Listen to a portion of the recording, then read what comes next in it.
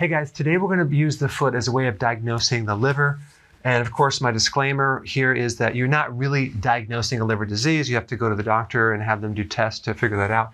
But this will give you some good clues on a potential problem with your liver. Okay? That being said, let's dive in. And these are just little indicators that can actually help you narrow things down. First thing we're going to talk about is the little red and brown dots. They can be larger and smaller. And you can also have like a little shininess to them. They're usually on the lower leg. That is poor circulation, and that is usually a liver problem. It could also be diabetes. It could be many other things, but you see this a lot when people have liver problems.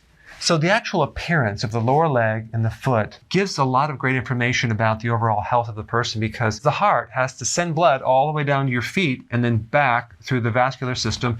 And usually if there's a liver problem or a heart problem, whatever, there's going to be a vascular problem. And you're going to see it in this part of your body a lot because of the poor circulation that's occurring.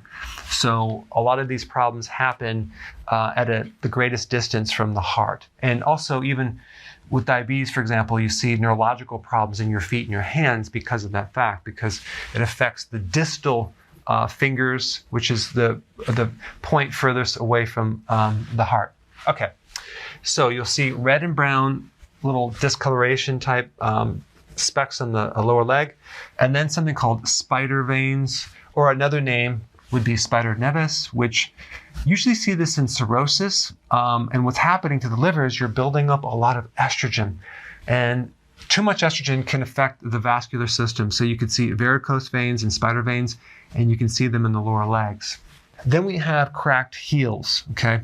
This is usually a vitamin B3 deficiency or an omega-3 fatty acid deficiency. Why? Because one of the functions of the liver is to make bile and help you absorb these fatty acids, not just omega-3 fatty acids, but vitamin A, which could be involved in the skin, vitamin E, which could be involved in the skin. Those are fat-soluble vitamins. But vitamin B3 also affects the skin. Other B vitamins also can affect the skin as well, just how they relate to the cofactor to help the enzymes work, especially with proteins. So B3 deficiency can create a problem. Another name for that would be pellagra. People with pellagra, which is a B3 deficiency, have a lot of skin issues. All right, itching of the foot. Usually in the bottom of the foot, that is a backup of fluids into the liver. It's a congested liver. It could be bile backing up, and you're getting a buildup of histamines, a congested liver, so you can have itching in the foot. Also, you can have pain or inflammation in the bottom of the foot. A lot of times people associate that with something called plantar fasciitis, when it's really not plantar fasciitis. It's just a liver problem. And then you also have hot feet. Hot feet is another symptom of a bad liver. And then we have bad odor. So you have smelly feet. Why? Because the liver is not able to detoxify correctly, and it's backing up through the skin. Usually if the liver's bad, the person's diet is pretty bad, and their entire body is backed up with garbage, especially the large intestine and the kidneys, and it's coming out through the skin. So you can't just have a really terrible, unhealthy, bad liver and have a very healthy kidney or colon. If one is bad, they're usually all pretty congested and unhealthy. Okay, pitting edema. That's where you press your finger into the lower leg and it leaves a dent and it just stays there. That's fluid backup. That's a common liver symptom. Then we have fungus, toenail fungus. People with liver problems have a higher level of fungus growing on their body because they usually have an imbalance in the microflora in the gut. And that is going to relate to an overgrowth of fungus and yeast on the outside of the body. So that's why you see like dandruff and psoriasis, toenail fungus. And then the nail bed, and it could actually happen on the hands or the feet. The nail bed is going to be white. You're going to usually lose that little moon-shaped thing, luna, down here. So it's going to be white because of the poor circulation that's occurring on that nail bed. All right, so then the next question is, what really causes liver problems? A lot of things. One big one is the side effect from medications. Another one is a lot of sugar in the diet, especially high fructose corn syrup.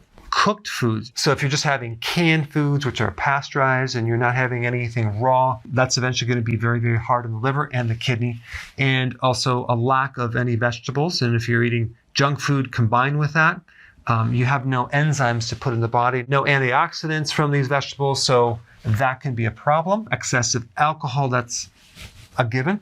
And then excessive protein. So if you're doing massive amounts of protein, it built up a lot of nitrogen waste. Over time, that can then overload the liver and the kidney and put a lot of stress on it. So if there is liver damage or kidney damage, you want to go a little lower on the protein, higher in the vegetables. Okay, so now what is a good diet for the liver?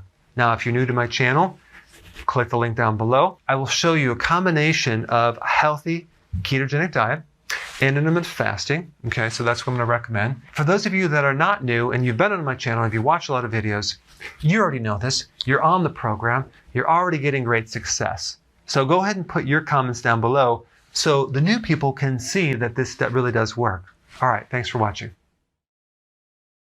Hey, if you're liking this content, please subscribe now, and I will actually keep you updated on future videos.